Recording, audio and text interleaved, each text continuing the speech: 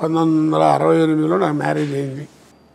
73లో ఆ డెలివరీలో ఉన్నప్పుడు, డెలివరీ అయిన రోజులు 21 రోజులు ఎంత అంటారే, ఏదో 2 నెలలు ఏదో ఆ టైంలో మా అత్తగారు పోయింది. ఆ పోయినప్పుడు మా ఆవిడకి కొంచెం షాక్లా వచ్చింది. మనకు తెలియదు అప్పుడు. 73 అంటే నేను మా ఆవిడ మేమే కదా అప్పుడు.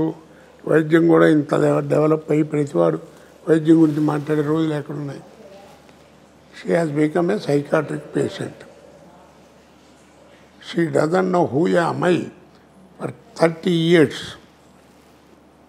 ఎవరో క్లోజ్గా ఉండే ఫ్రెండ్స్కి, నాతో నాటకాలు వేసిన వాళ్ళకి మా గురువులకి వాళ్ళకి తెలుసు తప్ప బయట వాళ్ళకి ఎవరికి తెలియదు. నేను చెప్పను కూడా.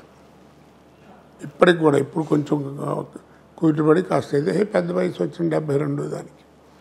ఏదో మాటలు ఉంటే బాగుండకపోవటం చేతి ఇది సహజం కదా, వయసును బట్టి వచ్చేవి.